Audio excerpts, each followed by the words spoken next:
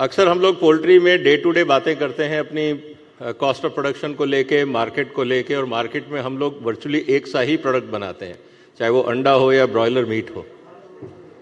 लेकिन दुनिया भर में अगर हम देखें तो पोल्ट्री सेक्टर में बहुत रिसर्च होती है और कंज्यूमर जिस हिसाब से अपनी रिक्वायरमेंट बदल रहा है उसी तरह से हमें उनकी नीड को समझते हुए अगर हम प्रोडक्ट देते हैं तो कस्टमर प्रीमियम भी देता है। दूसरी तरफ किसी भी इंडस्ट्री में और फार्मिंग में बहुत कुछ वेस्ट भी निकलता है, लेकिन उस वेस्ट को प्रोडक्शन करने में भी हम लोगों का खर्चा होता है, लेकिन उससे हम वैल्यू जनरेट नहीं कर पाते। आज जो हम एमओयू साइन कर रहे हैं इसमें दोनों फायदे हैं।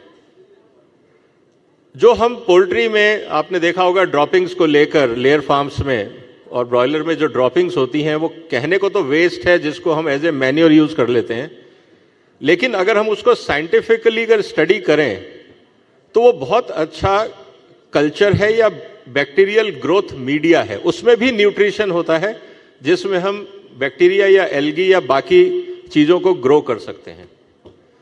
टेरी से जब ये बातें चल रही थी तो उन्होंने कहा कि हम एक एल्गी ऐसी ग्रो कर सकते हैं पोल्ट्री के जो ड्रॉपिंग्स निकलते हैं उस पे, उस एल्गी के अंदर ओमेगा 3 की मात्रा बहुत ज्यादा होती है।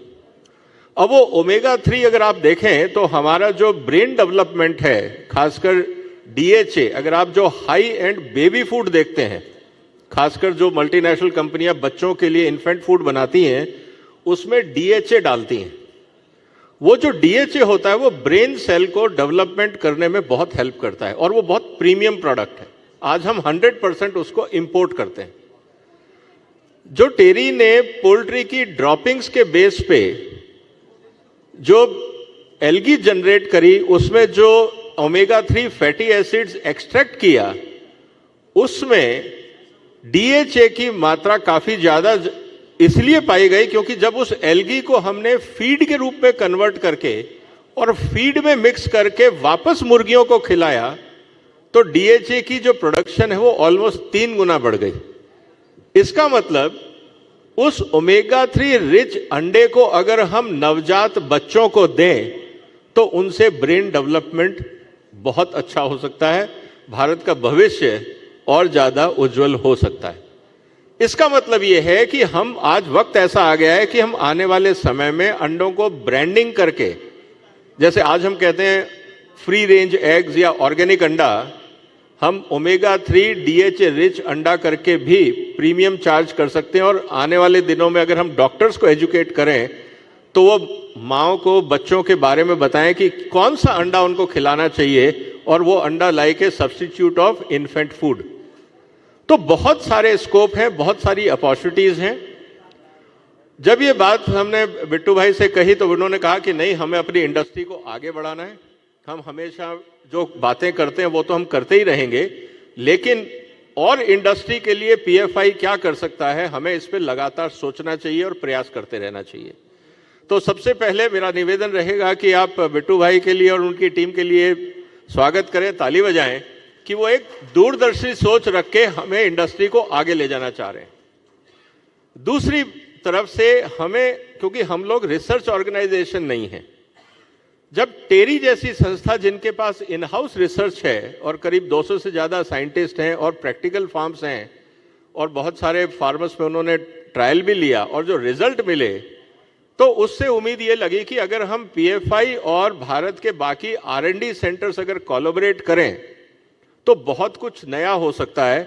हम अभी तक सिर्फ आईसीआर के भरोसे बैठे थे, लेकिन मुझे लगता है कि रिसर्च में भी कंपटीशन जरूरी है कि आईसीआर को अगर ज्यादा काम करना होगा तो उनके सामने एक अच्छा रिसर्च इंस्टीट्यूट रखना पड़ेगा कि जब प्राइवेट सेंटर ये कर सकते हैं तो सरकारी सेंटर क्यों नहीं कर पा रहे।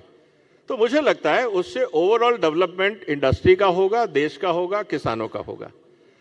इसी संदर्भ में तो एमओयू साइन करने जा रहे हैं ताकि ये पूरा अरेंजमेंट फॉर्मलाइज हो।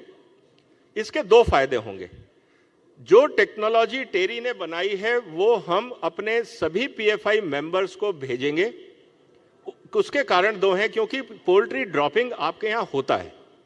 आप चाहें तो आपको ओमेगा 3 खरीदना नहीं है, आप खुद थोड़ी बहुत लागत से एक नया पोल्ट्री के अंदर ही पोल्ट्री फार्म में एक नया वेंचर शुरू कर सकते हैं, जिसमें आप ओमेगा 3 प्रोड्यूस कर सकते हैं, या ओमेगा 3 रिच जो एल्गी प्रोडक्शन होगी उससे आप एक नई वैरायटी का फीड पैदा कर सकते हैं जो ओमेगा 3 डीएचए एनरिच्ड एग पैदा करेगा। वो फीड आप खुद भी इस्तेमाल कर सकते हैं और बाकी किसानों को भी बेच सकते हैं, तो एक नया क्वालिटी का फीड आपको मिल सकता है।